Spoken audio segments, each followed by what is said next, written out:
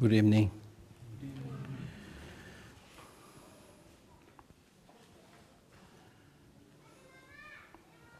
So, few questions we need to ask. Whether we want happiness or not.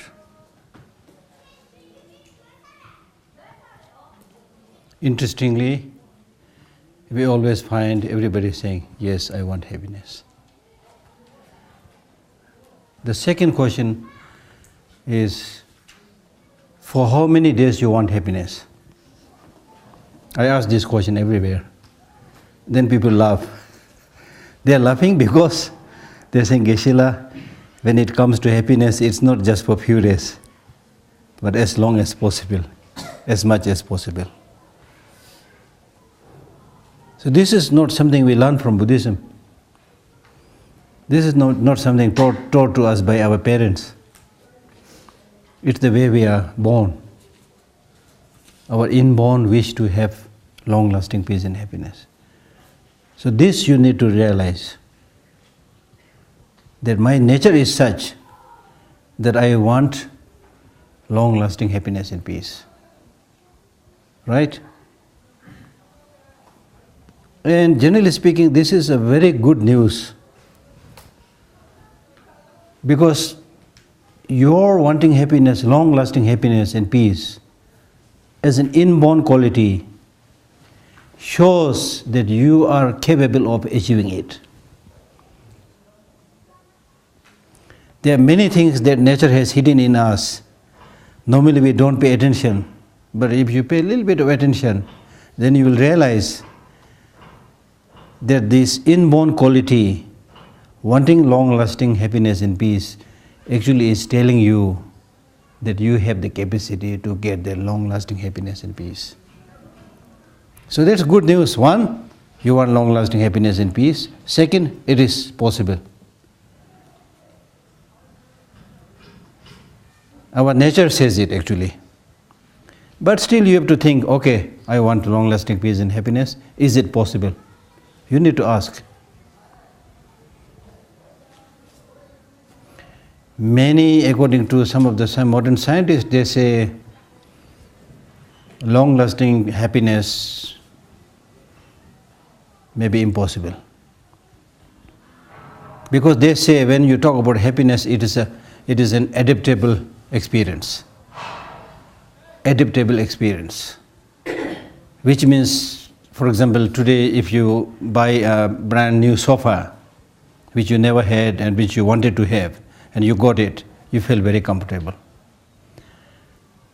But as time passes on, you get adapted to it. Then you lose your interest. You don't get that much comfort or happiness that you thought you will get earlier. So that's adaptable happiness. So it will give you happiness for some time, not a long time. So that's what many scientists say. And some of them say happiness is a social comparison. Social comparison. What you have is, and how much happiness you will be able to get is based on comparing other people's level of happiness, what level of enjoyment they have, We live in a society. So again, it changes. That's what they say. But from Buddhist perspective, I think I see no problem there, because according to Buddhism, we talk about three types of suffering. Suffering of change. And in Buddhism, it's very clearly said, from those suffering of change, you won't get happiness. It's a suffering. That means the new sofa you bought, the new friendship you got, these are basically suffering of change. If you spend some time with them, then you don't see getting that long-lasting peace and happiness. That's called suffering of change. Like this particular sitting here. First few 10-15 minutes, it's okay, you feel comfortable. And especially you came out of your own choice, I did not force you, so it's okay. But if I keep on talking until 12 p.m.,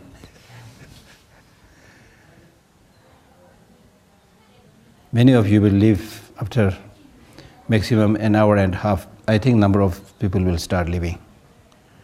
At 12, if I stay until 12, probably everybody is gone. You see? Because you can't sit so long.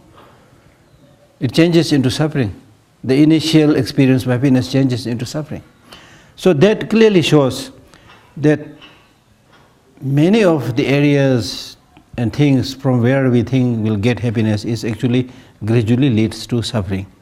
They are not reliable. Not because they want to cheat us, but the nature is such. So this is basically trying to say that you want that, not this kind of course not suffering of suffering, even suffering of change which you thought is happiness, that will also gradually produce suffering, so you won't get suffering, peace from there. But it is possible to get that long-lasting happiness according to Buddhism. And that long-lasting happiness has to be cultivated from within by removing the negative emotions. Now even by common sense, even according to the scientists, they talk about pro-social emotion. Pro-social emotion. That means emotions that is at least good in the society, pro-social emotion. They don't talk about virtuous practice and things like that, but at least because of the need, they talk about pro-social emotion, you see. So that basically means something that's good for everybody. Okay, so if you especially go within and reduce the negative emotions, and particularly if you remove the negative emotions from the very root, then it's possible to have that long-lasting happiness. And that long-lasting happiness is then not dependent upon the changing situations and events. The situation may be changing, events may be fluctuating, but still you will not feel disturbed. You are not dependent upon the changing situations. Our ordinary experiences of happiness and peace is very much dependent upon the situation. If you are surrounded by good friends, you feel happy. If you are surrounded by disturbing people, you feel unhappy. Therefore, Buddha, in one of his Mahayana Sutra, he says, don't let your mind become like a bird's feather. Bird's feather, you know? The bird's feather is very light. So even if there's a slight wind this way, it will be tossed this way. If there's a slight wind coming from this way, it will be tossed. It will be tossed all around, the feather. So if your mind becomes very fickle, like a feather, it's for sure that you will be tossed around with the changing situations and events. You will become a victim. So therefore, what this Buddhist teaching is saying is, don't become a victim to the changing situations and events. It is in that sense the Buddha is saying, take good care of oneself, in that sense. So therefore your happiness and your peace is in your hand. Now whether, as I said, life is choice, life is full of choices. It's really a question of choosing the right thing. What you want to choose, it's up to you. If you choose the bad thing, you will get the bad things. If you choose the good things, you will have the good things. So it's really, really very much dependent upon what you choose. So be selective. Be choosy in that sense to get the long-lasting peace and happiness. And it is possible. This human mental attitude is amazing. It will become fickle, it will become vulnerable, and it can also become very strong with wisdom, with insight. You don't see much reason to be, to let yourself fluctuated by changing situations, events. So that's possible. I'm not saying it is easy, but it's very much possible. So it's in your hand. It's not in the hand of anybody. In the hand of all of us individually. So you have to have that confidence, you have to have that trust, and make a promise, whatever be the situation, I will never make my mind unhappy. I give this as a commitment. Every time I give teaching, I tell them, okay, I give you a commitment, like tantric commitment. And what is that commitment? The commitment is, now from today onwards, whatever may happen in my life, I will never make my mind unhappy. That is possible. Because that's very much dependent upon how you see things. If you keep on highlighting the negativities, bad things, complaining, you will always have difficulties, problems. If you highlight more of the positive things, your own potential and good things, you will actually see the good things, you will be happy. So that from that perspective it is in your hand. So don't cheat yourself. If other people cheat you, it's understandable. I can have sympathy with you. But if you cheat yourself, I can't have much sympathy with you. The only thing I can do is, okay, you are cheating yourself, you are ignorant, I can help you by teaching or explaining the situation. So as I said, in a way we are suffering unnecessarily. Unnecessarily. Unnecessary because if you have a little bit more insight, knowledge, then you will know how to live your life. I can never forget one incident that I happened experienced with His Holiness Dalai Lama, because I was with him for 16 years as his translator, supposed to be translator. So I got this great many privileges. And on one occasion, I don't remember who that other person was who came to see His Holiness. So I was sitting here, His Holiness sitting here, this other person sitting here. So His Holiness was explaining the importance of wisdom and compassion, especially the wisdom for developing compassion. And then he gave the example. And he said, like, on this table, if there's water here, an ant here, thirsty, looking for water. It's, from our side, from our perspective, it's very easy. Ant is here, water is here, he has to just come here. But for that ant, it's a big world. It's a long journey, or he may not be clever, whatever. But we who have, as human beings, from a different perspective, having a little bit bigger vista or bigger perspective, we are able to see this poor ant, water is just here and he don't know how to go there. And then we feel compassion.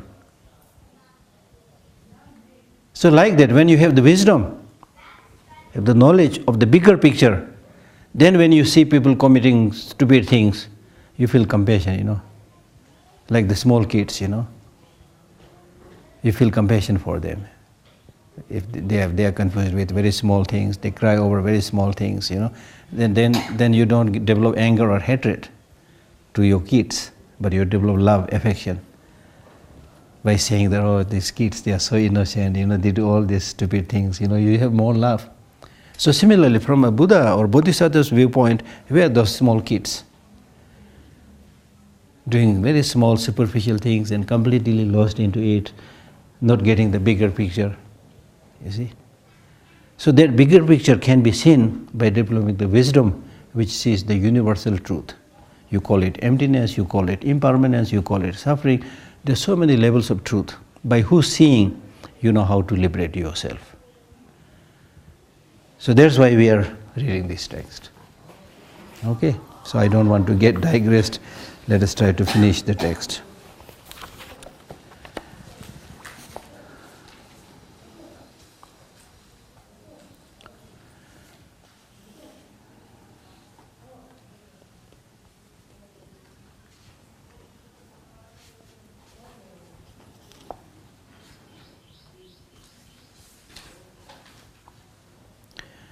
Verse number 62, yeah?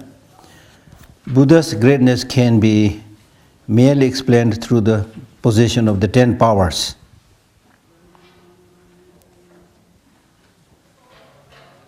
Where each power is as infinite as the countless sentient beings. Like, for example, you can later on try to find out the 10 powers. If I try to explain all of them, we will have no time. The first power is the power that knows what are the sources for positive deeds and what are the sources for negative deeds. He knows that perfectly.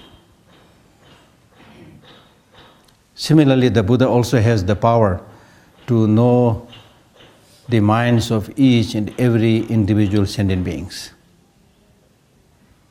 And thus has the capacity to help sentient beings, guide sentient beings in a way which is suitable and appropriate to them. Now in our ordinary case, even if I have the best motivation, because I can't read your mind, I'm not clairvoyant, I'm not omniscient. So there's a limit I can do. But if you're completely enlightened, then you can read people's mind. What is the predisposition of that person? What is the positive and negative imprint in the mind of that person? What teaching will be useful, what teaching will be not useful, you see. So accordingly, he will give a suitable teaching. That's why if you read the Buddha's teaching, you will find two levels, interpretative teaching and definitive teaching.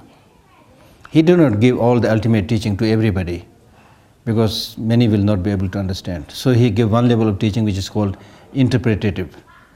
That means that is not his ultimate or final teaching, it has to be interpreted. The four tenet systems came into because of, it's like teaching kindergarten students and also PhD students. When you teach kindergarten students, your ultimate aim is that they are able to gradually go up to higher classes and finally do their doctorate or PhD. That's your aim, long-term aim. But right now you can't teach the PhD courses to the kindergarten students because of their immaturity of age and so forth. So you teach a subject which is suitable to their disposition.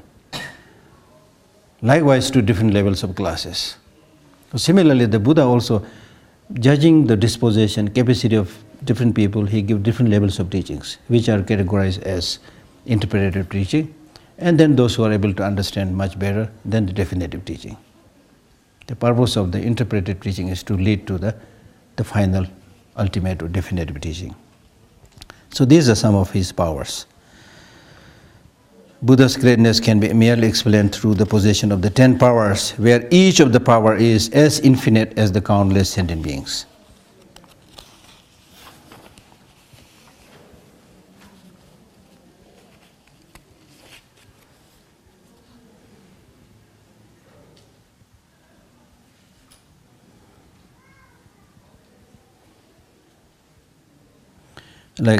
So this is basically saying, just as we have infinite directions,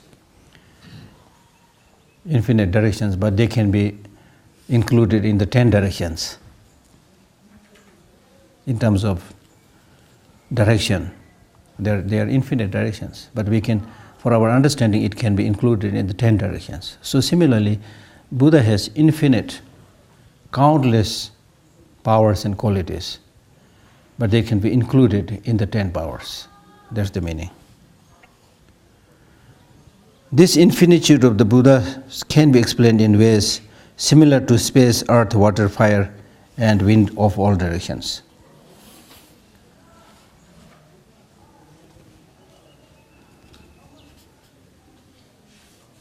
Just as space, earth, water, fire, we cannot measure them. They are infinite. So similarly, the Buddha's qualities are also infinite. We cannot talk about it. Why the Buddha is able to such a state of immeasurable qualities? Because he has collected infinite merits. When he was an ordinary sentient being, he accumulated infinite merits towards infinite sentient beings. And the result is infinite qualities. Just as you collect the cause, similarly you experience the fruit. So that's explained in the next verse. The reason, if one fails to see the infinitude of causes as great as this, one will not believe in the infinitudes of the enlightened ones. So this is talking about the reason. The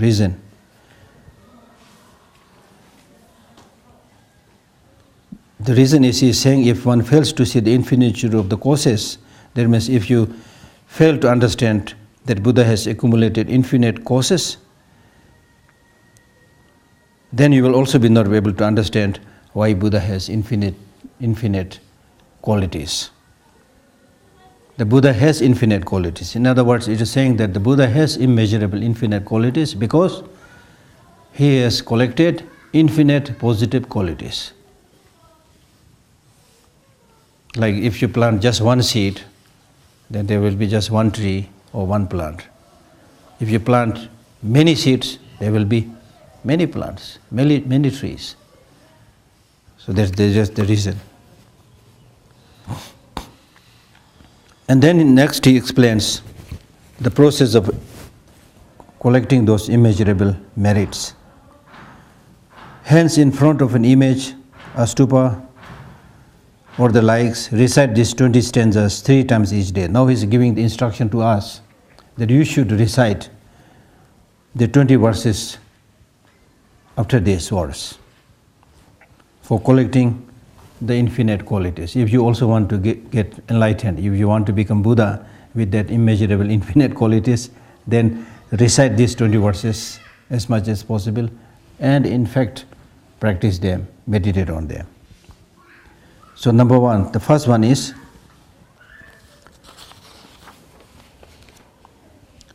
with deep veneration I always seek refuge in the Buddha, Dharma and Sangha and Bodhisattvas as well.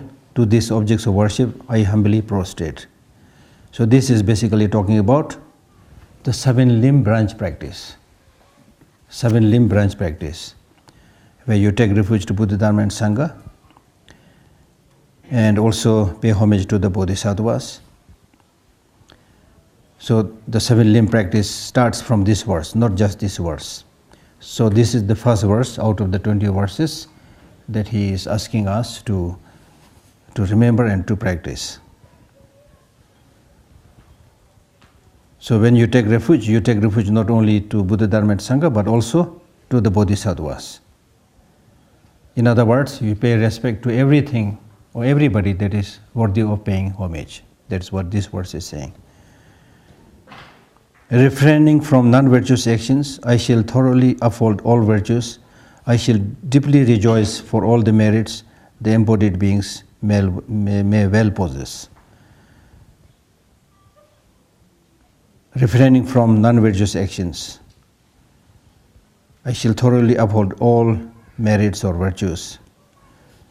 And then I shall deeply rejoice. So you can clearly see refraining from negative deeds. Rejoicing is one of the branches. And then in the next verse, with head bowed and palms put together, I pray to all fully accomplished Buddhas to turn the wheel of Dharma and live as long as sentient beings remain. So that means you are requesting the Buddhas not to pass away, and you are also requesting them to continuously teach, turn the wheel of the Dharma. That's why we make long life offerings. People who have no idea, they might think, oh, this long life offering is another drama.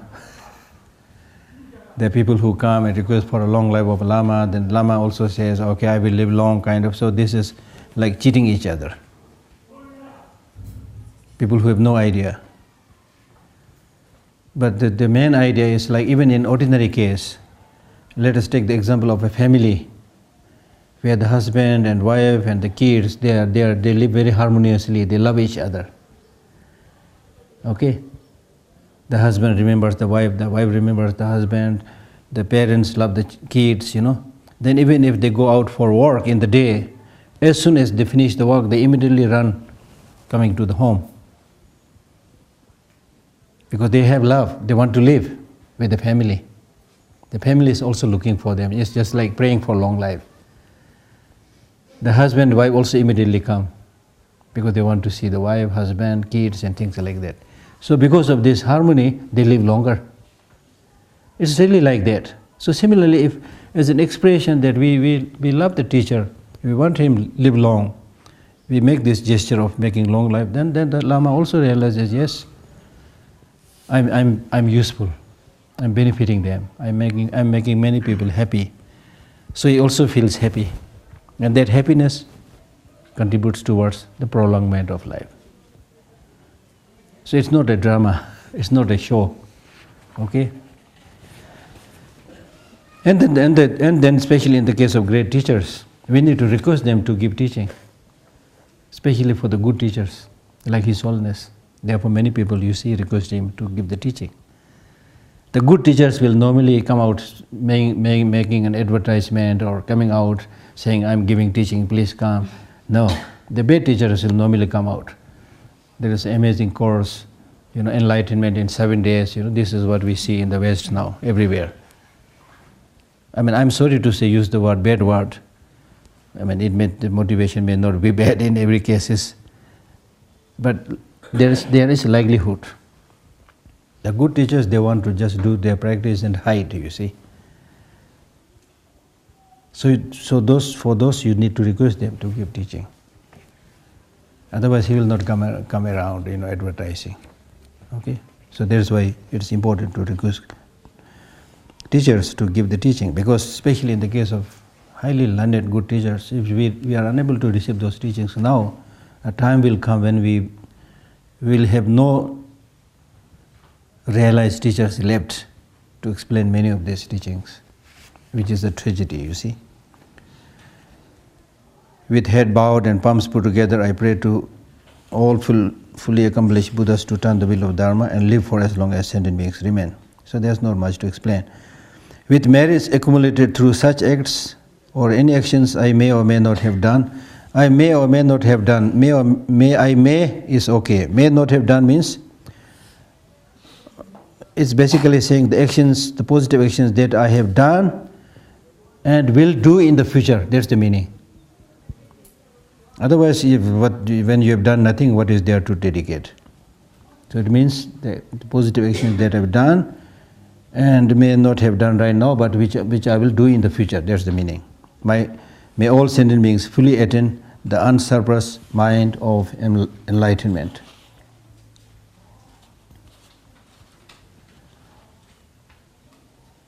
So this is making a special aspiration to benefit the countless. May all sentient beings. May all sentient beings means you are aiming towards the well-being of all sentient beings, including your enemy. You are not excluding anybody. If you exclude even one person that you don't like, who is your enemy, then your bodhicitta is not there. Because the definition of bodhicitta is, how nice if I become Buddha for the benefit of all sentient beings. It's not saying how nice if I become Buddha for all sentient beings except the Chinese leaders. No. If you do that, then there's not bodhicitta, you see. It's not bodhicitta. Okay? From the parlance of a bodhisattva, all sentient beings, whether they're harming you or helping you, they're like your children.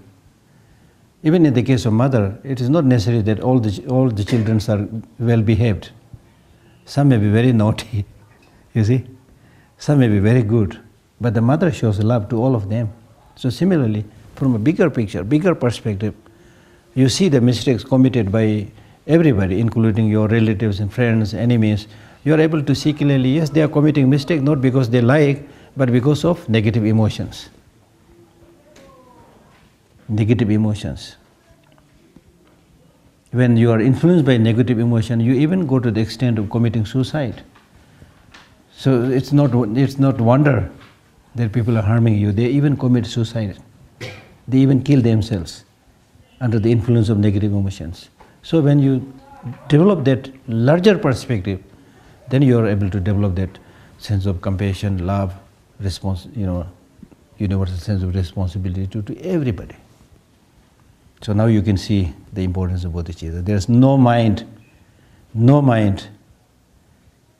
comparable to bodhicitta. Okay? So it's not easy, but we should pray. We should pray.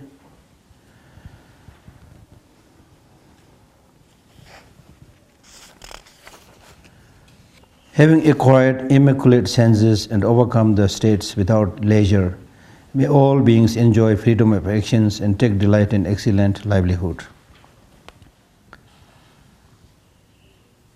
So that means, may I be able to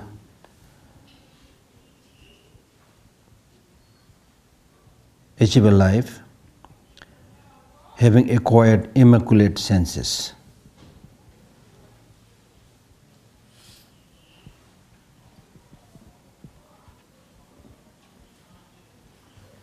Immaculate senses. Overcome the states without leisure. That means without leisure. The precious human life that we obtained is called a special life with 8 leisures and 10 freedoms. So that's what he's saying here. May I transcend, may I overcome the states without leisure, meaning may I achieve that human life with the 8 leisure and the 10 endowments. And may all beings enjoy freedom of actions and take delight in an excellent livelihood. Freedom of actions. What is it that is restricting our freedom? In today's world, everybody talks about freedom, independence. Nations want independence. Individual people, they want freedom. They are always struggling against their government, against the ruler for freedom. Right? But the one that really restricts your freedom is not so much the external rulers and kings or other countries, but the one which really restricts your freedom is your negative emotions.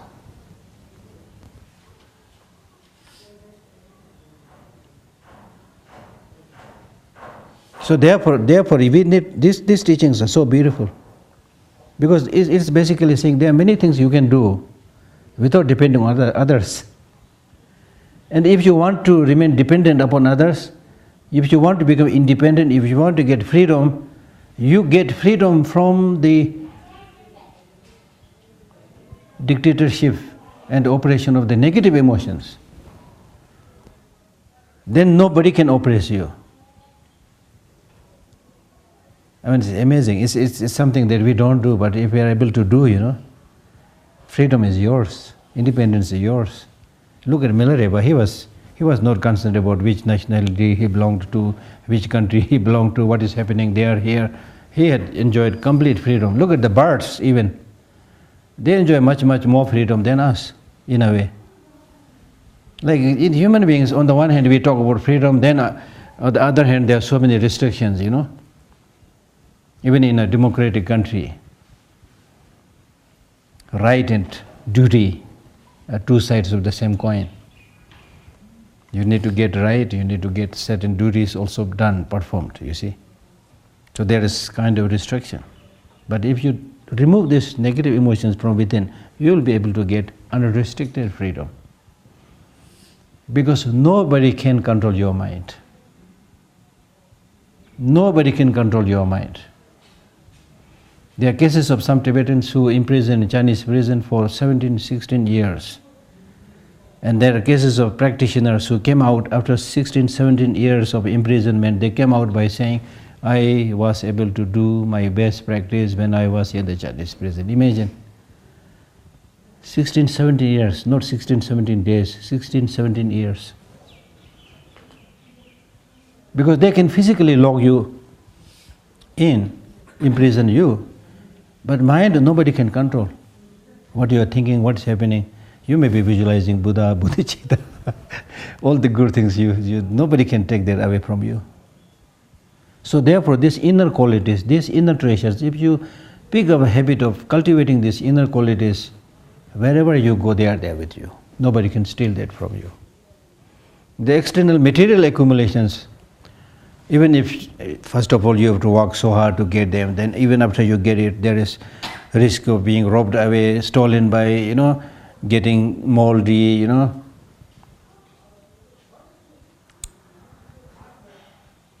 So therefore, this inner quality is really amazing. So this is very powerful. May all beings enjoy freedom of actions. Right now we are controlled by negative emotions. So get freedom from these negative emotions. And take delight in excellent livelihood. We discussed about the 5 wrong livelihood.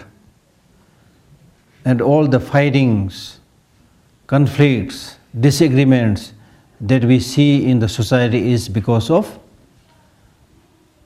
livelihood, related to livelihood, greed. We live in a consumeristic society which is filled by greed. And Mahatma Gandhi very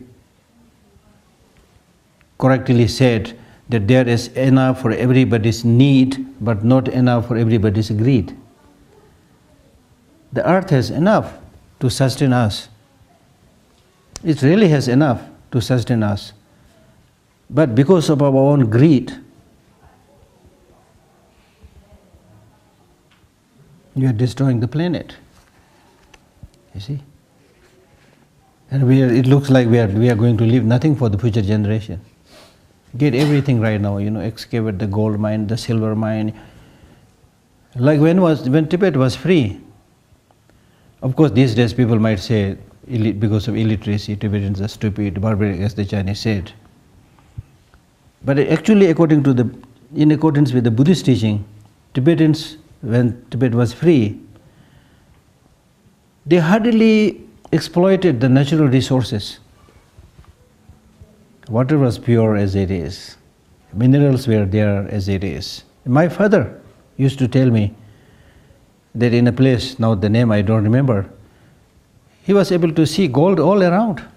They even talk about gold which is like a horse, But nobody will pick it up with the belief that this is owned by some other spirits.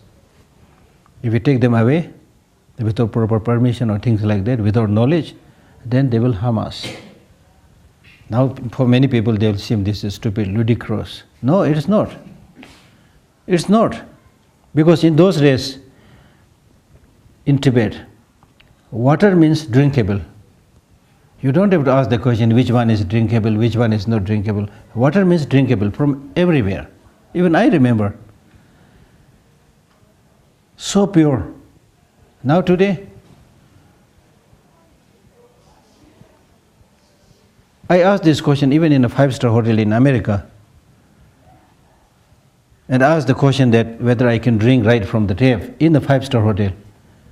Then the person to whom I asked the question, he said, maybe,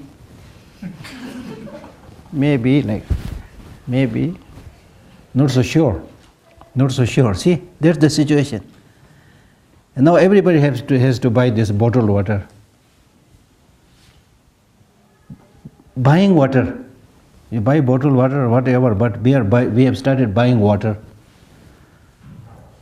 Very soon we'll start buying oxygen. Because there are many clever business people, they will bottle the oxygen and tell you, okay, if you don't use this bottled oxygen, the air is not good, you are going to die. Then stupid as we are, we'll all believe in that. Use that, you see. So now imagine where we are now. So this is all because of greed. Greed. Just thinking about oneself and not everybody. How to make the so-called profit.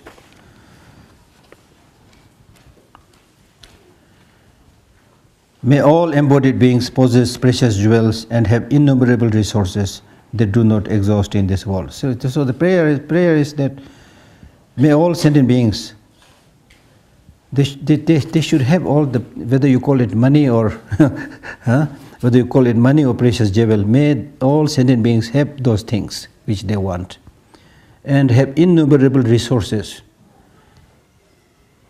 whether it's food or clothing or minerals, they do not exhaust in this world. That is the prayer. But prayer alone is not enough.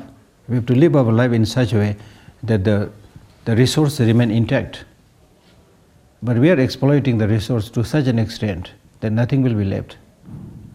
We are turning every place a desert, unfortunately.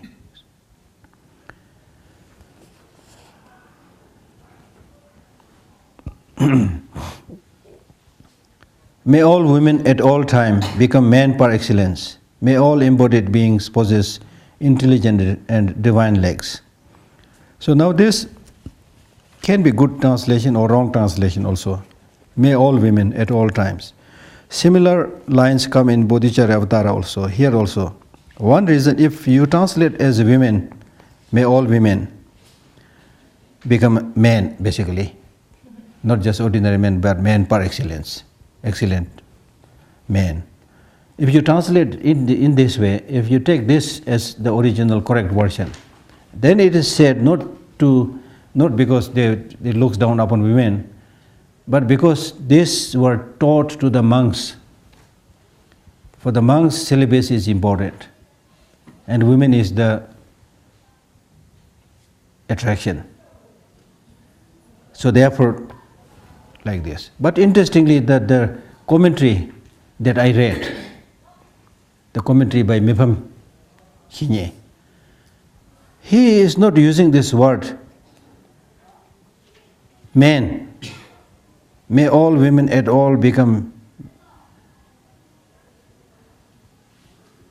He simply says, may all women become excellent individuals, not men. Excellent individuals, which could be men, which could be women. So that is what I read in that text just yesterday. There's one way of understanding. Another way of understanding is, actually it's good news. Because of certain cultural context in India and elsewhere, women were a little bit left behind. And in the Buddhist teaching they are saying, no, since the women are left behind, they should be brought to the level of the men. So from that perspective, it's not like looking down, it's really saying that they should be equal. So it really looks like that Buddhism also, like any other religion, has cultural influences. And it seems very clear that later on they saw the fault, and then in one of the latest teachings, tantric teachings, especially Kalachakra teaching tantra, which is the latest tantra. So there, if you receive the Kalachakra tantric initiation and do the commitments, then one of the commitment is, if you look down upon women, it is an infraction. And this is not said to the men. The women can look down upon men. But if men look down upon women, it's an infraction. So that means realize that shortcoming in the past because of cultural influence. It looks like that Buddha was making it up. Okay? So you need to read this in the right context. Then in the Bodhicharavatar also, it gives a very clear example of women. Not here it's not that clear, but in Bodhicharavatar, it highlights all the faults. Women has this, that dirty, this, that, so many things. And then after that he summarizes clearly that he taught it to the monks. Then he summarizes by saying that it's no point for you to explain all this in this detail about the faults of women, because you also have the similar faults. And you are living with that. And if you don't realize, then how will you realize others' faults? So again, I don't think there's any discrimination. But if there are some lapses, it has to do with the culture, okay?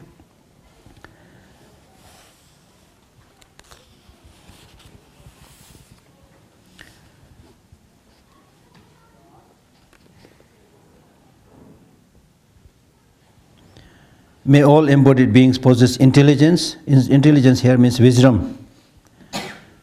Wisdom. And divine legs. Divine legs. It doesn't say divine legs. I think this is a wrong translation. It doesn't say. It simply says possess wisdom and legs. Legs here means morality. Leg here means branch. Okay?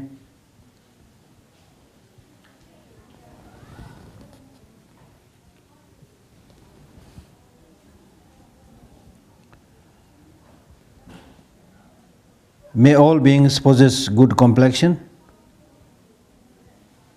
So these are the verses. This is the verse number 7 of the 20 that he has recommended, the 8 now that he has recommended. May all beings possess good complexion, excellent physique and notable charisma, beautiful to behold and free of sickness. May they enjoy great strength and long life. So in human life you all need all this. Good complexion, that means good to look at, handsome, beautiful, attractive, good physique, it's easy to understand, not lopsided, one hand long, one hand short, not like that. and charismatic or magnificent. beautiful to hold. If you are beautiful to hold, then just by seeing you, people feel happy. You see? Therefore, even in the case of the teachers, it is said that if the teachers, they are clean and looking good, that also draws a lot of students. So in order to help others, you need all these facilities. And free of sickness. Free of sickness, yes, if you are healthy, then you can do many things. If you are sick, there's not much you can do. So therefore, again, as a practitioner or even otherwise, it's really, really important to take care of one's health. Most of us get sick because, number one, we are mentally sick, and secondly, we are so stupid, we don't know how to take care of oneself. Eat the wrong food. Even if you're having headache, lot of headache because of eating too much oil, still you keep on using oil. So we are like small kids, So for doing all these good things, we need to take very good care of oneself. I tell this to my Tibetan friends, the youths, that it's easy to talk about Tibetan freedom, independence, China go back, all these things. But if you don't take care of yourself, if you're physically sick, all this slogan and demonstration is meaningless. So empower yourself in terms of your health, in terms of your education. Then the success will be at your feet. But if you don't do your homework, simply like complaining, that's the problem with not just with the Tibetans, but with the problem with the humanity. Those things that you can do, you don't do. And then you say, I wish I have the opportunity. If I have the opportunity, I'll bring the mountain down, things like that, you see. Like for example, very clear example, Tibetans make demonstration by saying, oh, in Tibet there is no freedom to preserve our culture, religion. True, that's true. There's no freedom and you have right to shout. But if you are sincere in these slogans, then what are you doing here? Here you have freedom. Are you really committed? Are you doing? Not. So that's the problem. It's classic problem with human way of thinking, you see. So you don't you only talk about getting those things which you don't have. And what you have, you don't appreciate. And I spoke about this in Russia. During one of the talk I said, we must appreciate what we have. You're very lucky, you have many things. So one of them said, Geshe, I am a poor woman, I have nothing. See, this is how we see things. Immediately you measure what you have in terms of material collections. Then I told them, what? You don't have anything? What about your 2 eyes? You have 2 eyes? Yes, I have 2 eyes. 2 hands? Yes. 2 legs? Yes. This is the greatest treasure. Imagine those people who have no eye, no sight, no legs, no hands. Still they aspire to do something, Even they want to engage in, sports competition. Recently they had it in Brazil. After the men, even there was this competition of the differently disabled people. You see, so those of us who have this, it's a great opportunity to do things. You never know, number one, how long you are going to live. You never know how long you are able to physically function like this. So there's every reason to enjoy, if you think positively. Imagine if we are right now in Syria, especially in Mosul. You see, where there's intense fighting going on, bombard going on in Iraq, Mosul, and then Syria, Imagine if we are there. So we are lucky, see here, sitting comfortably. What else we need? So it's a question of, appreciating the good things, the potential that you have, and then moving forward, not just sitting there as if you have none of these facilities. So in short, he's saying that may I possess these 7 qualities of having obtained the precious human life. The 7 qualities are that you possess a good complexion. Second, good physique. Third, magnificent or charismatic. Fourth, free from fourth, good to behold, look at. Fifth, free from sickness. Sixth, having great power. And seventh, long life. The 7 qualities of human birth.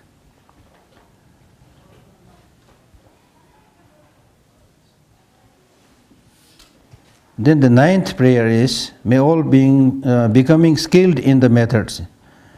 May all beings find freedom from sufferings. May they rely upon the 3 jewels and enjoy the immense wealth of the Buddha's teachings. Immense wealth, see, the Buddha's teachings are termed as immense wealth.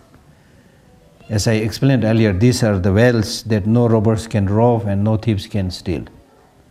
They will never become excess baggage. The ordinary material possessions, many of them excess baggage. And when you check in the airport, then they'll tell you. If you carry more than 20 clothes, they will tell you, Madam, sorry, excess baggage. You have to pay for that, you see. Buddha told about this long time back. Now we hear this repeatedly at the airport, you see. Excess baggage.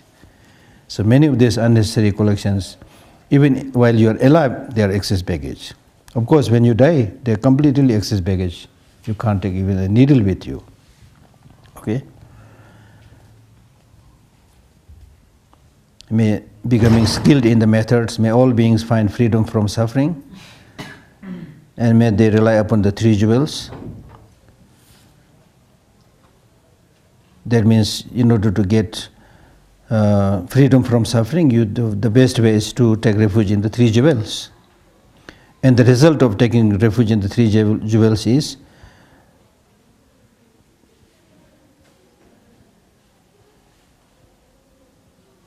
that you possess the 10 powers,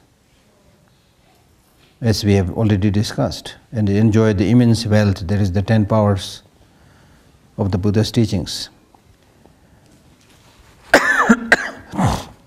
May they abide in love, compassion and joy, and maintain indifference towards delusions.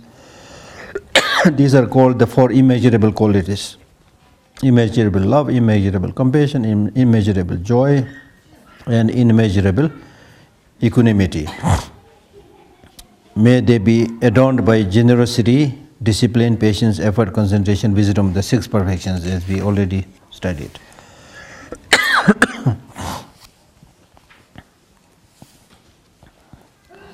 Having thoroughly gathered all accumulations, may the signs and exemplary marks become prominent. May they proceed without interruption through the inconceivable grounds, 10 in all. That means may they become Buddha, where you get the 32 major signs and 80 minor signs. He used the term exemplary marks, 80 minor signs of the Buddha. Become prominent means become a Buddha. And to reach that state of Buddhahood, you need to proceed through the path. So you are saying that may I be able to proceed through the path without interruption, one by one, through the 10 grounds, okay, which we have already read. Then prayer number 11 is, having fulfilled the aspiration of merit for merits long cherished for all beings, may I always work to dispel the sufferings of sentient beings.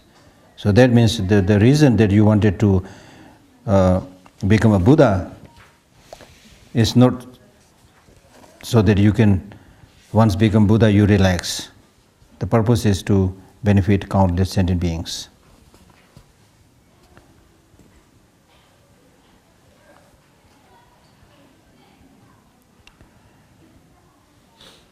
Adorned with by these qualities and all others as well, may I find freedom from all faults and have utmost love for all sentient beings.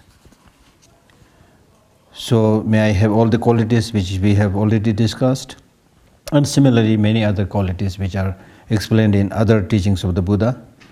So may I have these qualities as my adornment, as my ornament, and thus may I be able to get liberated from faults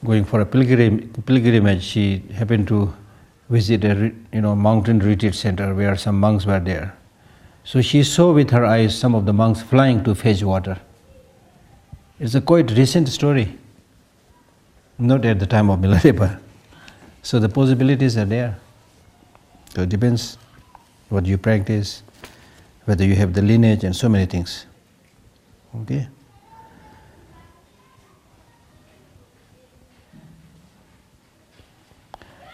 Even when you have not developed any clairvoyances, but if you are somebody who is really focusing more more within and pay more concentration, then you can hear more. You can hear more. You can see better.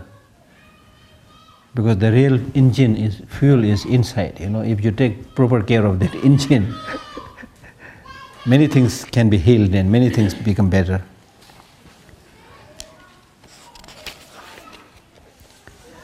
Whoever in all the volatile realms yearned to commit evils, may they altogether refrain from them, and thenceforth commit no evil. So these are prayers. And it is said that when Buddha travels for his alms, just by seeing Buddha, hatred disappears, anger disappears, jealousy disappears. So that's possible through practice. So this is the next prayers. Like earth, water, wind, fire, medicine and woods of the wild, may all beings always find joy freely and without obstruction. This is one a prayer which is very favorable to His Holiness Dalai Lama. He recites this prayer very often, this verse. Like just as the four elements, the earth, water, they have been helping us for countless generations. But they never asked any favor, or they never asked us to thank them. The sunshine, it gave warmth for so many countless periods of time, but never asked for thank you. The earth is supporting us all the time, but it's not asking anything back. So similarly, a bodhisattva imagines himself like the earth, the fire, the water, the wind, and so forth. They think that my life is for others, not for me. The food you eat is also for others, so that you live healthy. The very purpose of living healthy is so that you are able to help others, not asking anything back. So such is the commitment. It's very powerful. Freely and without obstruction, you see. Unfortunately, because of human greed, we have, as I said, started selling water. But otherwise, water, air, these things should be freely enjoyed without obstruction. Then prayer number, may I be precious like the life to all beings, and they be more precious to me. Like His Holiness Dalai Lama has become a life to all beings. That's why we repeatedly offer long life prayer to him. And they be more precious to me. May their negativity ripen upon me, and all my merits ripen upon them. So that's called practice of exchange of self to others. Until now, because of self-cherishing attitude, we want the best thing for oneself and not the best thing, not so good things for others. Now you exchange this way of thinking. May others get the best. Okay? Just as you've been taking care of yourself, you take more care about others. The result is you will be the main beneficiary. It's an interesting thing. You are not doing this with selfishness, but if you do it with selfishness, then outcome will not be there. But if you sincerely help others, do things for others, you will reap the benefit. You will be the beneficiary. For example, as His Holiness always says, if I meditate on compassion to all of you, thinking how nice if they all meet happiness and so forth, without suffering and so forth. If I'm not a very highly realized person, I may not have any effect upon you. You may not even know what I'm thinking, but I get the benefit because I develop this positive attitude, positive emotion. It will have a liberating effect upon me. Negative emotions like self-cherishing attitude, self-grasping, they imprison us. They imprison us. As I told you earlier, the difference between negative emotions and positive emotions is that the positive emotions are based on sound foundation. There is a reason to develop these positive emotions. Why should you develop positive emotions? Why should you develop this pro-social emotions and so forth? But in the negative emotions, there is no solid foundation, there is no reason. The positive emotions have a wider perspective, like love and compassion, love, compassion to everybody, wider perspective. Negative emotions like attachment, one object. I like this car, not other car. I like this person, not other. Narrow-minded. So any emotion which is narrow, selfish, they will constrict you. They will suffocate you. I mean, you can see, for example, when we all have this experience of getting angry. When you really get angry, do you feel liberating? Do you feel that freedom? Do you feel that openness? No. You're not even able to breathe by saying, last time also you said this to me, and today also, you're not able to breathe. Blood pressure increases. And you're not sure what you are saying. Just things are coming out. It makes you crazy, mad, you see.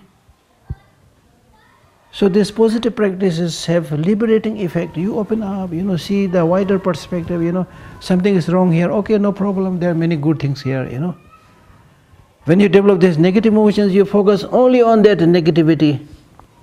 I am the most unfortunate person, I have this problem, You don't see anything else. It's only you who is suffering.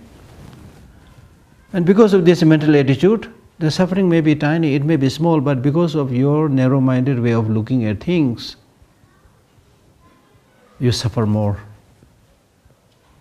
And these people who have this kind of attitude, when they physically get ill, it takes much longer time for them to heal. It is now scientifically proved. Okay?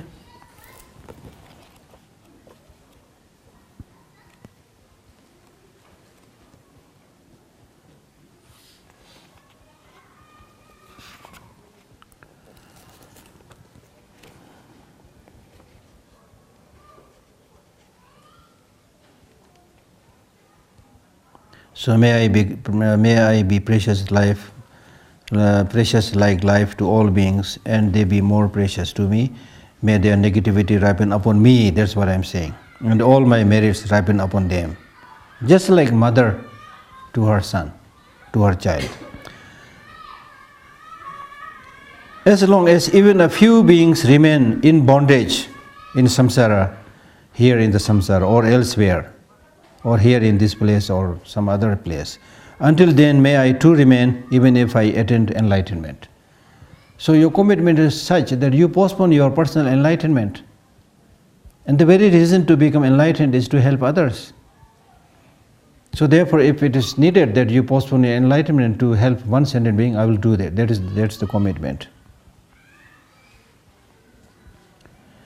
If merits attained from such expressions were to assume form, it would be as many as the sands on the Ganges, that even the world could not contain. So it's saying that if such merit has a physical form, then there will be no place to put it. It will be so huge. This is what the Blessed One taught, and this is where rationality is sought. Just as world of sentient beings are limitless, so too are the wishes to benefit others.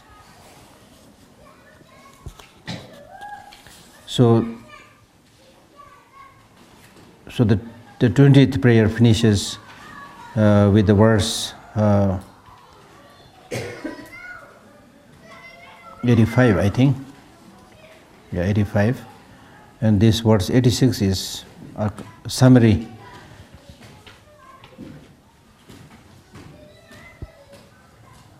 This is what the Blessed One taught, and this is where rationality is sought. Just as worlds of sentient beings are limitless, similarly, the wishes to benefit others are also limitless.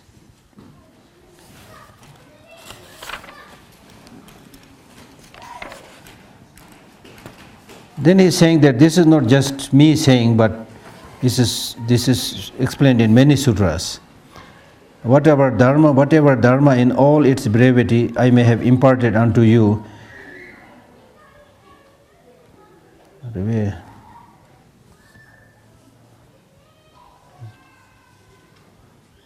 Yeah.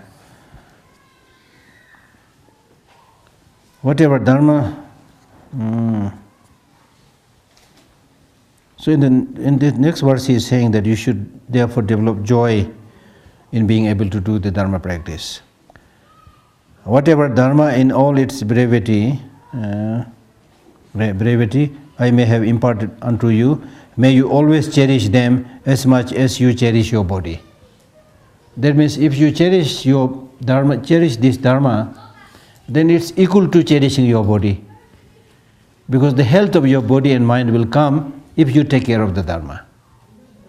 So there's the meaning.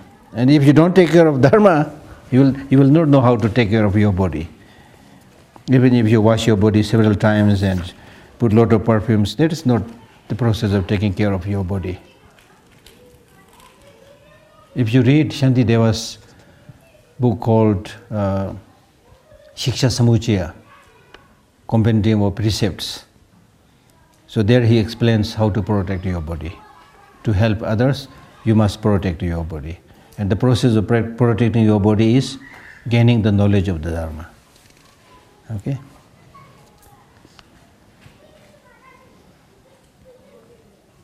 Then he tells so now some of the parting advices. Then he tells the king, rely upon Dharma as you would do to yourself. Rely upon practice as you would do to Dharma. Rely upon wisdom. No, sorry, I missed one line. To whomever Dharma is dear, to them their body is truly dear. Nourishing whatever is dear, it is done through Dharma alone. Okay, this is very clear. I have explained this to you. And then he asks us to practice the 6 dharmas. Rely upon Dharma as rely upon Dharma as you would to yourself. Rely upon practice as you would to Dharma. Rely upon wisdom as you would to practice. Rely upon the learned as you would to wisdom. So, having shown that taking care of Dharma is taking care of your body, and having said that just as you would cherish your body, cherish the Dharma, and then he says this is also dependent upon the proper process of practice. And to do rely upon Dharma as you would do to yourself means do proper practice of Dharma. Rely upon practice as you would do Dharma. Now, to properly practice, you need to develop proper wisdom. So rely upon wisdom as you would do practice. Okay? So show respect and veneration to the wisdom. And the development of wisdom is very much dependent upon your teacher. So rely upon the learned, that means your teacher, somebody who has the knowledge, who can guide you. Because you cannot know this just by yourself. Okay? And then in the next verse, he is saying that if you don't relate to a qualified master, then it's a great disadvantage. By harboring undue doubts, even to the chaste, loving and wise, who expresses encouraging words, your goals shall remain unaccomplished. That means if you don't rely on proper teacher who is chaste in terms of having less negative emotion, who is loving, who is wise, who teaches, and uses encouraging words, and if you don't rely on such a teacher because of certain doubts, doubt also unnecessary, undue doubts, harboring undue doubts, then your goal shall remain unaccomplished. Right? Yes, it is important to cross-examine the teacher, but if you unnecessarily have doubt towards everybody, then you will never find even one single teacher. Because even the teachers, they come in the form of a human being. They don't come in the form of a Buddha, perfect, you see. And then the so-called fault that you see in the teacher also, not necessarily the fault of the teacher, maybe the fault of the teacher, maybe not. This is how you see things. And I remember this very well once when His Holiness taught the Lama Chopa, Guru Puja, where it is said that you should see the Lama as the completely enlightened Buddha. Then the reason is not saying that he is enlightened Buddha, but even if the enlightened Buddha comes, he will come in the form of an ordinary human being.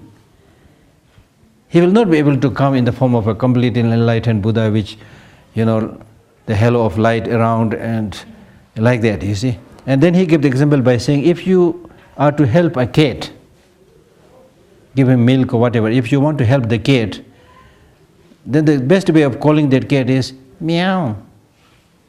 Not talking, you see. So it's better, it will be easier for you to relate to cat by using its own voice. Similarly, to relate to ordinary human beings also, the lamas, enlightened beings, they come in the form of ordinary human beings. Okay? But that is not to say that all teachers are perfect. Of course, you should examine properly.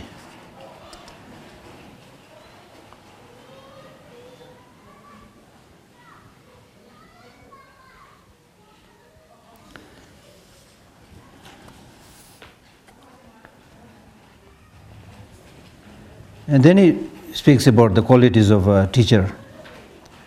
Whoever is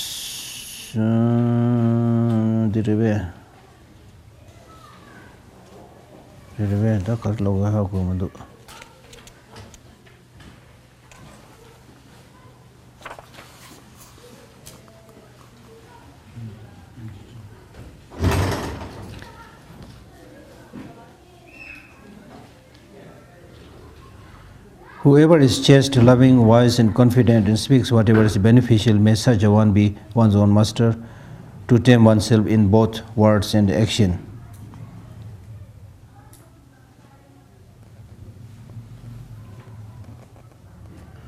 Then he explains the qualities of a teacher.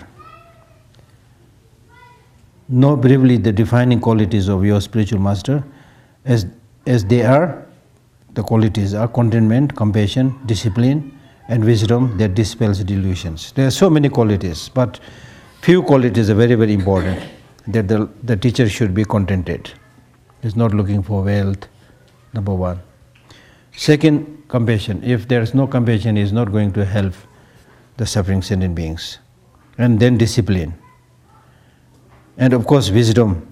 If that means he should have more knowledge than the students. And especially the knowledge of wisdom that dispels delusion. That's the main purpose. Whenever these are seen, acknowledge and reward them well. By following this excellent system alone, you shall achieve the highest realization. That's clear? Be truthful and speak pleasantly to sentient beings. So that means, having found such teacher, or even otherwise, how should you live? The way you should live your life is, be truthful and speak pleasantly to sentient beings. That means, when you speak to others, you should be soft and pleasant. Be good-natured. Be good-natured means easy to associate with other people. People who knows how to live in harmony with other people. As I said earlier, today's modern problem is people don't know how to live alone and also don't know how to live with others. So this is saying that your behavior should be such, your nature should be such that people can easily talk to you, easily associate with you. Be good-natured and yield not to influence easily. This translation I don't readily agree, but at the same time you should have some depth. Easily approachable does not mean that you should be shallow, that you should have some depth, especially of the teachings. so that you are able to really influence them and show them the path.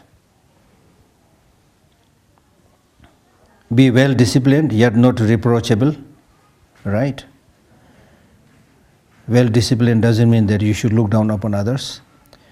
Be free-spirited and speak wisely. Now here, free-spirited means that you should have sharp wisdom. If you have sharp wisdom, then you will have a free spirit.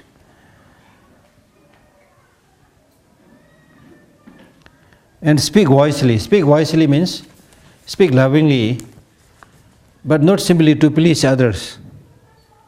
Speak lovingly, but if it is necessary to correct others and highlight their fault, then you should, with love and affection, highlight their fault and tell them this is not good, you should stop doing these things. Because in the name of loving somebody, if you never highlight their fault, they will never improve. There is a story of one Tibetan teacher. When he was requested to give teaching, he would always say, "You want teaching from me? Then you sit. I have nothing to teach except highlighting your faults." See? So not many people like to have their faults highlighted. That's why when you sit for a teaching, if you say, "Oh, the Lama's teaching is so good," it probably is because what he is saying is something that you know or you liked. If he said something which highlights your fault, you may not like it so much.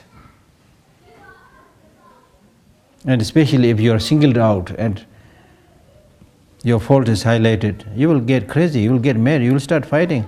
Who are you to highlight my fault?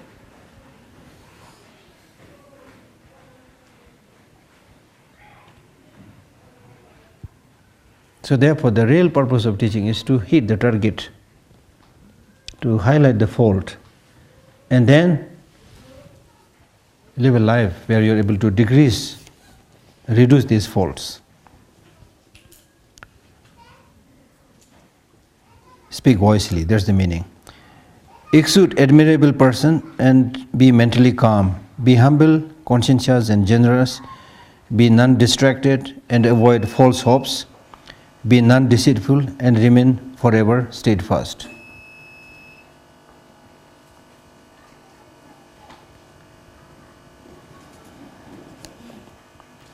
So that means you should not have resentment, you should practice giving, you should mentally be calm and without excitement, you should not be fickle, should not be lazy, should not be deceiving others, things like that. Then kind of conclusion.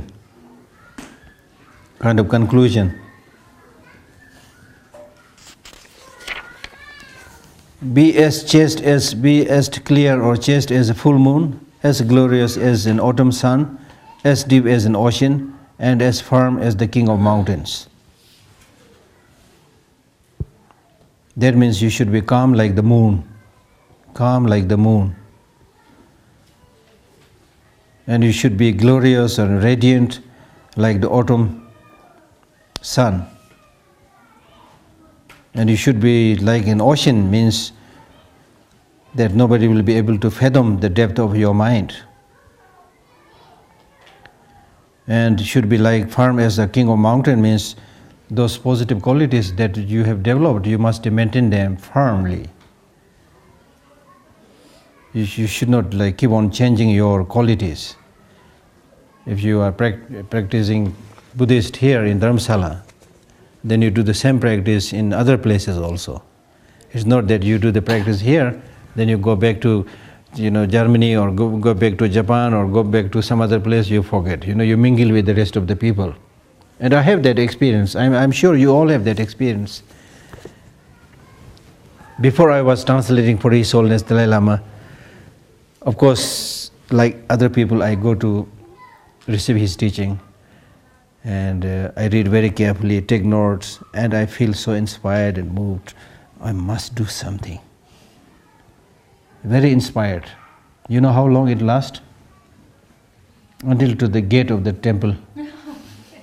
Believe me, don't laugh. I'm sure you're in the same boat. So when you cross that threshold of the door of the temple, it really looks like saying, welcome back to the same familiar crowd, Geshe Lhakdor, come back. You're completely sucked and carried away into the rest of the crowd, and then you started living exactly like as you used to live before. It's hard, it's not easy, you see. So that's why we need to study this text, repeatedly listen to all this teaching, repeatedly read this text, make it part of your life, get habituated. So much so that the changing situation, circumstances will not distract you. Otherwise it will be like honeymoon, you know.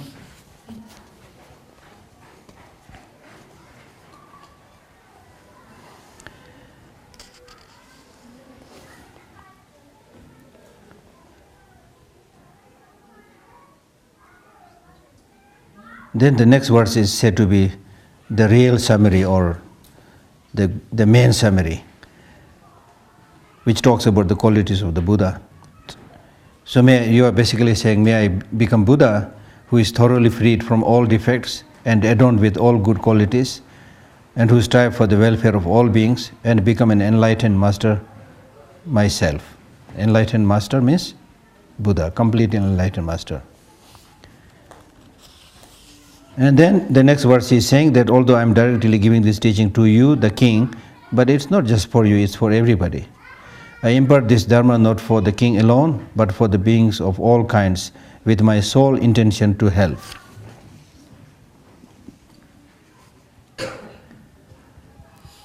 That I and all sentient beings attain the state of complete enlightenment. O king, whatever I have said here as advice is worth contemplating at every day, or every sitting, or every hour.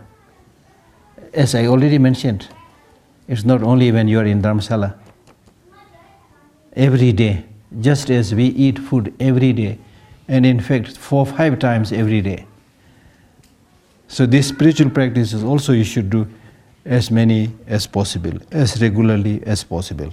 Then only you can change and you can transform, you can help others.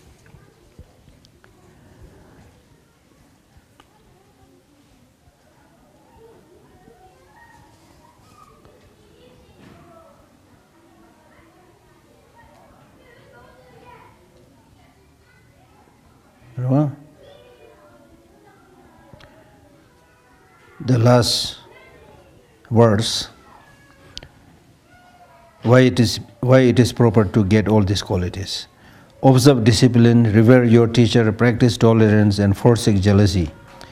Read miserliness, and help the poor and the rich with no expectations. With no expectations. If you expect something, then you get into trouble.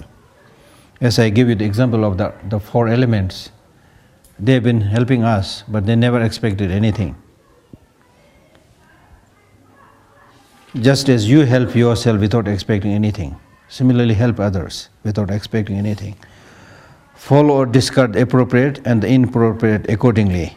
So you should know what to adopt and what to discard. Practice this at all times, O upholder of Dharma, O aspirants of Buddha. So this is his final. This concludes the 5th chapter of Precious Garland, the Deeds of Bodhisattva. Okay, thank you very much. I think I overstayed a little bit, sorry for that, but we finish it at least. So there may be many things which I'm not clear, you are also not clear, I'm also not clear, but it's a wonderful opportunity that we got this precious opportunity to read this precious text. We read more, pay more attention. Life is short, there are too many things to do. There's no need to do everything. So make good choice and be happy. Thank you very much.